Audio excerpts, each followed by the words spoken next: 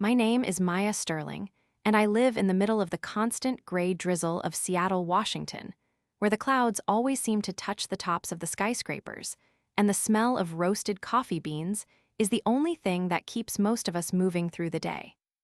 I am 28 years old, and I work as a freelance cybersecurity consultant, which basically means I spend my entire life looking for the cracks in digital walls and helping people realize that the internet is a much scarier place than they think it is, but I did not start out with this much skepticism about the world. I grew up in a house filled with light and music because of my grandmother Alina, who was the kindest soul I have ever known. And she was the type of person who would give her last dollar to a stranger if they looked like they were having a bad day. When I was 23 years old, a group of people calling from a fake call center halfway across the world called her and told her that her social security number had been compromised and that she was going to go to jail unless she moved all of her savings into what they called a safe government locker. They kept her on the phone for 6 hours, and they scared her so badly that she did not even tell me or my parents until all her money was gone. And she was so ashamed of being tricked that she stopped eating and she stopped laughing, and she passed away less than a year later. Since that day, I have made it my personal mission to be the worst nightmare of every scammer who thinks they can prey on the innocent, and I have developed a set of skills that allows me to play with these predators like a cat plays with a mouse before the end. It was a Tuesday morning when my phone started vibrating on my mahogany desk, and the caller identification showed a local Seattle area code, which is the first trick they always use to make you think it is a neighbor or a local business. I knew the moment I picked up the phone that it was them, because there was that familiar 3-second silence where their automated system waits to hear a human voice before it connects a live agent to the line. A woman with a very professional and fluent English accent started speaking, and she told me that she was calling from the Federal Communications Commission and that my personal mobile number was scheduled to be permanently blocked and terminated in exactly 2 hours. She spoke with such authority and such speed that I knew an average person would have started sweating immediately, because she told me that my number had been linked to illegal activities involving high-level money laundering and the distribution of prohibited materials across state lines. I let my voice tremble just a little bit as I asked her how this could possibly be happening, and I told her that I was just a simple girl who worked at a local bakery, and I could not afford to lose my phone because it was my only way to contact my sick mother. I could almost hear her eyes light up through the phone because scammers love a victim who is already emotional and vulnerable. So she told me that the only way to save my number and prove my innocence was to cooperate with an immediate investigation. She said that I needed to speak with the police department immediately, and that because of the severity of the crimes, they were going to conduct a virtual interrogation via a video call on the WhatsApp application. I told her I would do anything she asked, and she gave me instructions to wait for a call from a specific number that would have the official logo of the police department as its profile picture. While I waited for the second call, I pulled up my secondary laptop and started my tracking software because I wanted to see exactly where these people were hiding while they tried to ruin my life. When the video call finally came through, I saw a man sitting in what looked like a very official office with a flag behind him. And he was wearing a uniform that looked just real enough to fool someone who was not looking closely at the cheap plastic badges. He introduced himself as Officer Miller, and he started scolding me right away as if he were a disappointed father or a judge passing sentence. And he told me that my name had appeared in a massive investigation involving a criminal named Zhang who was supposedly using my bank accounts to move millions of dollars out of the country. I started crying real tears because I am a very good actress when I want to be, and I told him that I did not even know who Zhang was and that I had never been to another country in my entire life. Officer Miller told me to be quiet, and he said that the only way he could help me was if I provided a full financial inventory of every single asset I owned so that they could cross-reference them with the criminals' records. This was the moment I decided to give them exactly what they wanted, but I was going to take the longest and most frustrating route possible to get there.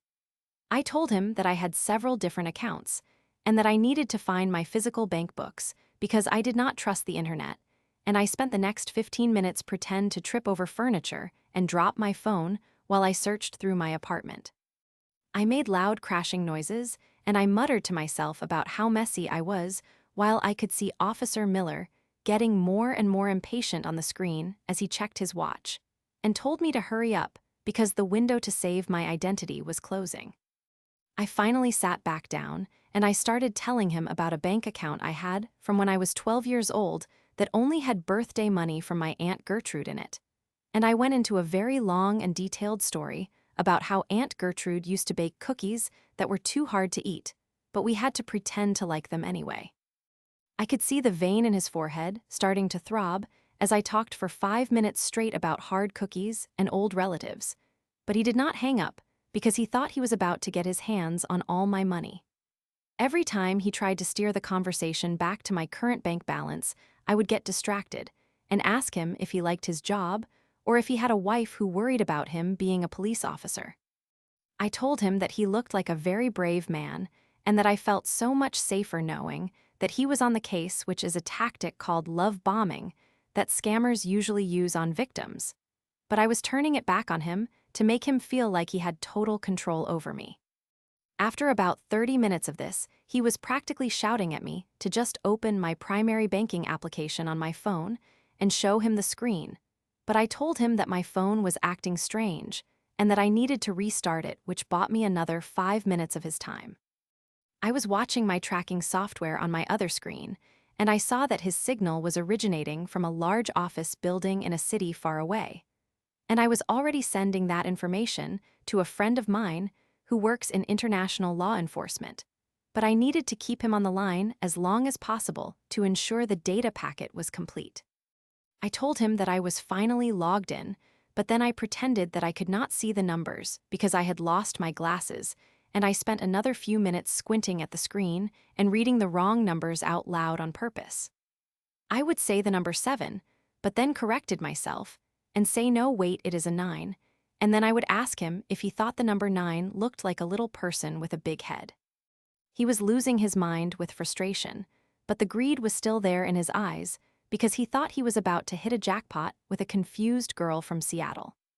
I told him that I was very worried about my savings because I had been working extra shifts at the bakery, and I had finally saved up enough for a huge down payment on a house, and his eyes went wide when I said the word house. He told me that I needed to send him a digital statement immediately so he could protect those funds from the criminals, and he gave me a special link to upload the file. I spent the next 10 minutes pretending that I did not know how to create a portable document format file, and I kept sending him pictures of my cat instead of my bank statement. He would open the file expecting to see my life savings, and instead he would see a fluffy ginger cat named Biscuit sleeping on a pile of laundry, and he would scream at me that this was not a bank statement. I would apologize and act like I was about to have a nervous breakdown, and tell him that I was so confused and scared that I could not think straight, and he would have to calm down and talk to me like a child to get me to try again. By the time we reached the 44-minute mark, I could tell that he was reaching his breaking point, and he told me that if I did not send the correct file in the next 60 seconds, he would send the local police to my door to arrest me. I told him I had finally found the right button, and that the statement was being sent right now, and I watched the little loading bar on my screen go across as I sent him a real statement from an old account that I had not used in years. I sat there in silence, and I watched his face on the video call as he opened the document and his eyes scanned the page, looking for the thousands of dollars I had hinted at throughout the call. The silence lasted for about 10 seconds, and it was the most beautiful silence I have ever experienced because I knew exactly what he was looking at. The statement clearly showed that the total balance in the account was exactly $2.45, and there had been no transactions in that account for over 3 years. Officer Miller's face turned a deep shade of red that I did not know a human being could achieve, and he looked like he was about to explode through the camera lens. He looked at me, and he did not look like a professional police officer anymore, because he started using words that I cannot repeat, and he asked me if this was a joke. I dropped the act immediately, and my voice went from being a scared girl to being as cold as a Seattle winter, and I told him that it was not a joke, but it was a lesson. I told him that I knew exactly who he was and that I knew he was not a police officer, and that I had spent the last 44 minutes of his time making sure that he could not scam anyone else during that hour. I told him that while he was busy listening to my stories about Aunt Gertrude and looking at pictures of my cat, I had been busy tracing his connection, and that I had already sent his location and his personal details to the authorities in his country. His jaw dropped, and he looked at the camera with a mixture of fear and pure hatred. But before he could say another word, I told him that my grandmother Aliner sent her regards.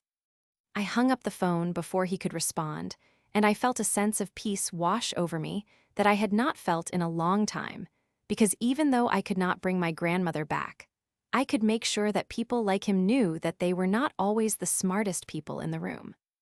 I spent the rest of the afternoon drinking a real cup of coffee and watching the rain, and I later found out that the office building I had tracked him to was part of a larger sting operation that resulted in several arrests a few months later.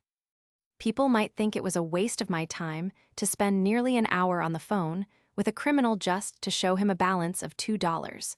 But to me, it was the best 44 minutes I have ever spent, because every minute he was talking to me was a minute he was not stealing from someone else's grandmother. I still live in Seattle, and I still answer my phone every time an unknown number calls, because you never know when someone might need a 44-minute story about a cat and some very hard cookies. I have become a bit of a legend in the local cybersecurity community because I recorded the entire call and uploaded it to a forum where we track these types of crimes, and now millions of people have heard Officer Miller lose his mind over $2.45. It serves as a reminder to all the predators out there that sometimes the person on the other end of the line is not a victim, but a hunter who is just waiting for the right moment to strike. My life is back to normal now, and the gray clouds of Washington do not seem so heavy anymore, because I know that I am doing my part to keep the world a little bit safer, one fake phone call at a time. I often think about that man and wonder if he ever got a real job, or if he is still out there trying to find a jackpot that does not exist. But either way, I am ready for the next call because my bank account with $2 is always ready for a starring role in the next drama I decide to film. The most important thing I learned from this is that power does not come from how much money you have in the bank, but from how much of a scammer's time you are willing to waste, and I have all the time in the world when it comes to revenge. I went back to my work after the call ended, and I felt a light in my heart that was the same kind of light my grandmother used to carry around, and I knew she would have been proud of me for standing up for myself and for her.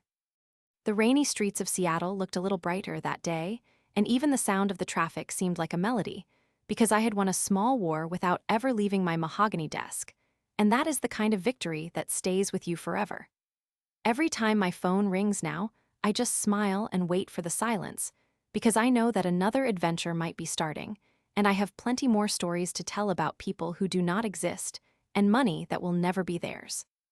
I am Maya Sterling, and I am the woman who let a scammer believe they were winning for 44 minutes just to watch them lose everything in a single second. And I would do it all over again if I had the chance, because some things in life are worth more than any amount of money, and justice is one of them.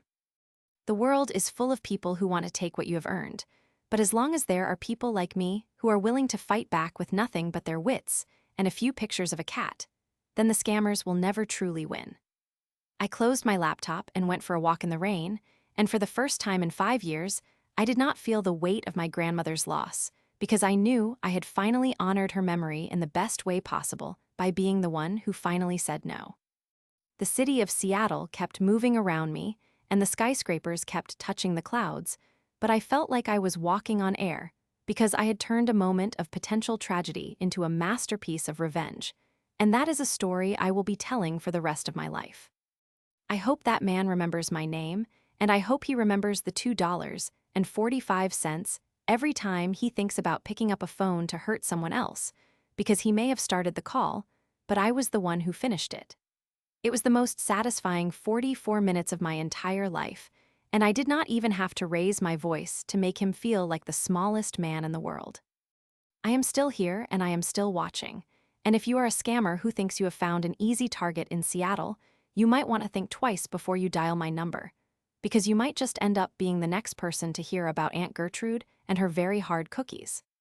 I can still hear the way he gasped when he saw that balance, and it makes me laugh every single time I think about it because some people deserve to have their time wasted and their greed used against them. I have turned my home into a fortress of digital security, but my phone remains an open door for anyone who wants to try their luck, and I welcome the challenge with open arms. My friends ask me why I do not just block the numbers, but they do not understand the joy of the long game and the beauty of a perfectly executed plan that leaves the enemy with nothing but a dial tone and a broken ego. I will continue to be the voice on the other end of the line that they fear because I have nothing to lose and everything to gain from making sure they fail. The coffee in Seattle is strong, but my resolve is stronger, and I will spend every day of my life making sure that the legacy of my grandmother is one of strength and resilience instead of loss and shame. I am Maya Sterling, and this was the day I turned a scam into a legend, and I am just getting started. I sat by my window as the sun finally broke through the clouds for a brief moment, and I knew that somewhere out there, a man was staring at a bank statement for $2 and realizing that he had met his match in a girl from a bakery who did not even exist. It is a good life, and it is an even better feeling to know that you have the power to change the narrative and become the hero of your own story, even when the villains think they have the upper hand. I am ready for the next call, and I have a whole new set of stories ready to go because the world is a big place, and there are plenty of scammers who still need to learn their lesson. I think I will tell the next one about a fictional uncle who owns a diamond mine but only communicates through carrier pigeons just to see how long I can keep them on the hook. The possibilities are endless when you are not afraid, and I have not been afraid for a very long time. I look at the picture of my grandmother on my desk, and I wink at her because I know she is laughing right along with me at the absurdity of it all. We are the ones who have the last laugh, and that is the best revenge anyone could ever ask for in this life or the next. I turned off my office light and walked into the kitchen to feed Biscuit the cat who was still sleeping and had no idea he was a hero in the world of international cybercrime. Life in Seattle is quiet today, but my phone is always ready, and I am always waiting with a smile and a story and a bank account that will never make a scammer rich. This is my life, and I love every single second of it because I have found my purpose, and it is the most fun I have ever had. The end of the call was only the beginning of my journey, and I am excited to see where the next one takes me, because as long as the scammers keep calling, I will keep answering, and the stories will only get better from here.